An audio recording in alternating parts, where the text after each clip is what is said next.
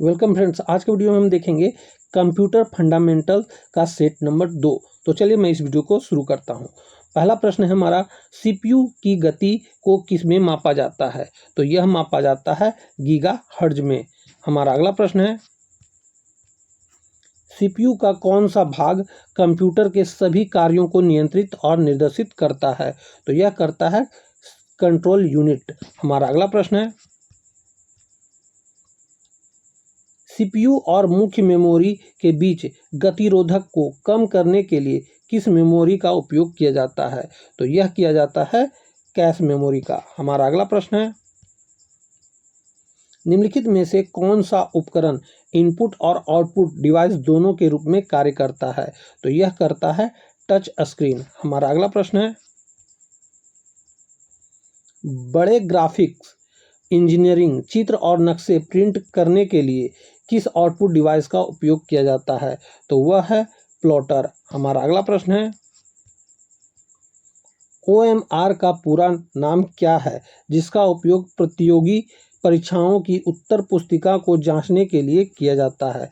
तो यह है ऑप्टिकल मार्क रिकॉग्निशन। हमारा अगला प्रश्न है, आवाज़ को डिजिटल डेटा में बदलने के लिए किस इनपुट डिवाइस का उपयोग किया जाता है?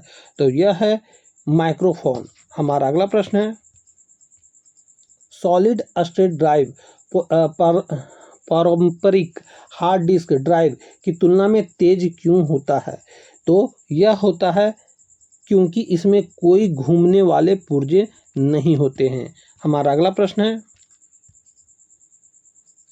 पारंपरिक हार्ड डिस्क के अंदर डेटा स्टोर करने वाली गोलाकार प्लेटों को क्या कहा जाता है? तो यह कहा जाता है प्लेट्स।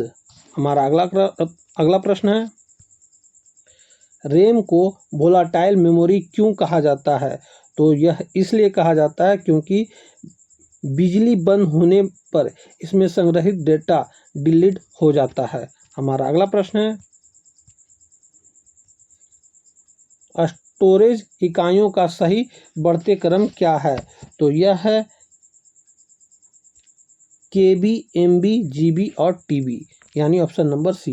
हमारा अगला प्रश्न है, एक प्रोजेक्टर किस प्रकार का डिवाइस है? तो यह है आउटपुट डिवाइस। हमारा अगला प्रश्न है, कंप्यूटर की सबसे छोटी डेटा इकाई क्या है? तो यह है बीट। हमारा अगला प्रश्न है, बीट का पूरा नाम क्या है? तो बीट का पूरा नाम है बाइनरी डिजिट। हमारा अगला प्रश्न है, बाइनरी संख्या 1101 का दशमलव मान क्या है? तो यह है 13। हमारा अगला प्रश्न है, ऑक्टल नंबर सिस्टम में कौन सा अंक उपयोग किया जाता है? तो यह किया जाता है 07। हमारा अगला प्रश्न है, 1 किलोबाइट में कितने बाइट्स होते हैं? तो यह होते हैं 1024 बाइट। हमारा अगला प्रश्न है, हेक्साडेसिमल नंबर सिस्टम में दशमलव संख्या 10 को किससे दर्शाया जाता है? तो यह दर्शाया जाता है A से। हमारा अगला प्रश्न है,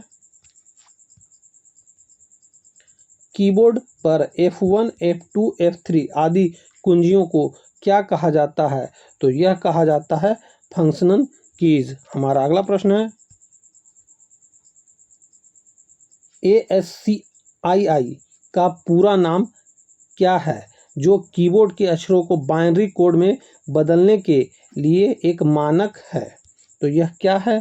तो यह है American standard code for information interchange. तो दोस्तों यहीं पे हमारा यह टोटल 20 क्वेश्चन सेकेंड पार्ट का भी समाप्त होता है। आप इसी तरह हमारे साथ जुड़े रहें और क्विक रिवीजन के साथ जितने भी एग्ज़ाम हो रहे हैं सभी के लिए आप रेडी रहें। ये फंडामेंटल का टोटल मैं 100 क्वेश्चन करवाने वाला हूं जो कि आपके किसी भी एग्ज़ाम के लिए काफ़ी महत्वपूर्ण है और यह क्वेश्चन एग्ज़ाम में पूछे जाने की बहुत ज़्यादा संभावना है। तो चलिए